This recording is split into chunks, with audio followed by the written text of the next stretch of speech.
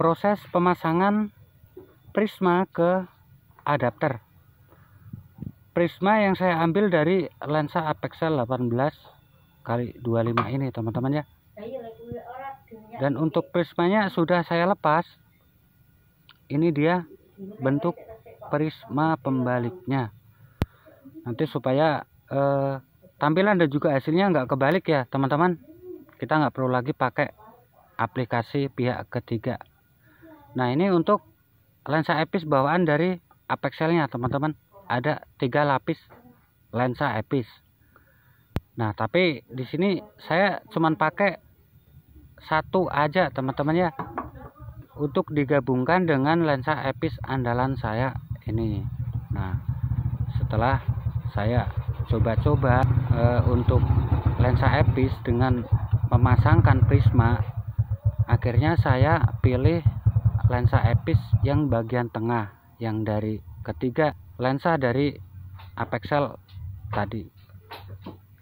Saya pilih yang tengah karena untuk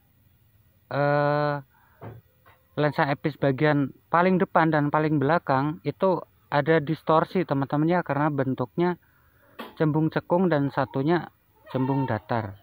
Nah saya pilih yang tengah ini aja, menyesuaikan dengan lensa epis andalan saya.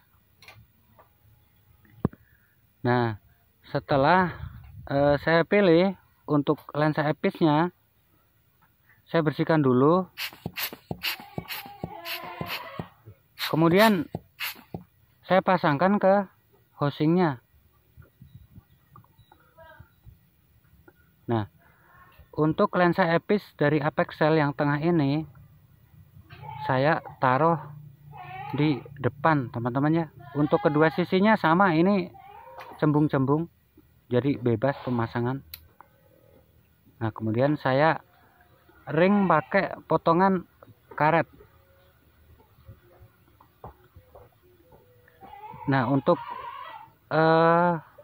ngasih ring di lensa epis ini harus rapi teman-teman ya, harus rapi biar nanti tampilannya kan vignette ya. Nah vignette-nya itu nanti biar bulat sempurna, enggak benjol-benjol. Nah kita ring serapi mungkin. Nah kemudian saya tambahkan lagi ring dari potongan pipa PVC. Saya kasih ring karet itu nanti tujuannya agar saat kita pasangkan drat, kita kencangkan drat dari si prismanya itu bisa mengunci teman-teman ya, mengunci dengan kuat tanpa merusak lensa epis. Nah itu fungsi dari ring dari karet. Nah ini setelah lensa epis dan juga prismanya kita gabung seperti ini, pastikan kokoh ya, enggak oblak.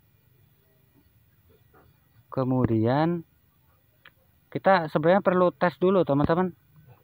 Kita perlu tes apakah sudah sesuai atau belum untuk kepresisiannya.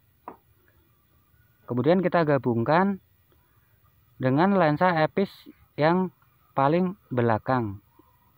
Jadi untuk lensa epis tengah dari Apexel tadi kita taruh ke paling depan ya, digabung dengan prisma seperti itu kira-kira.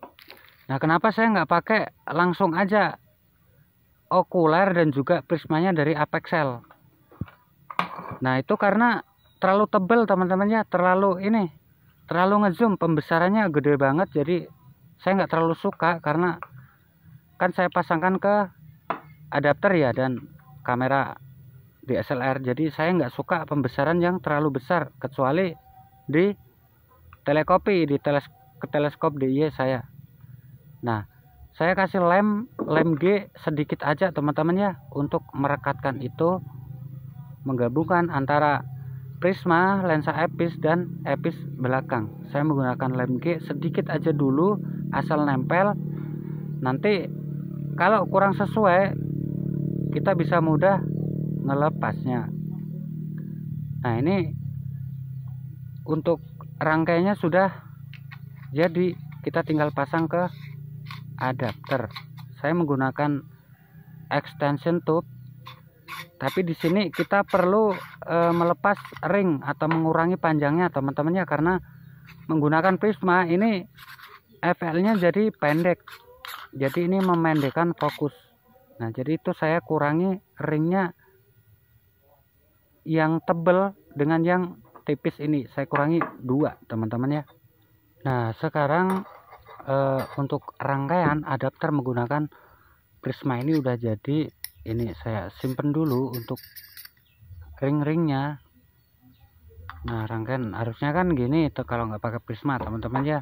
Jadi tergantung lensa epis yang kita pakai juga untuk panjang FL-nya.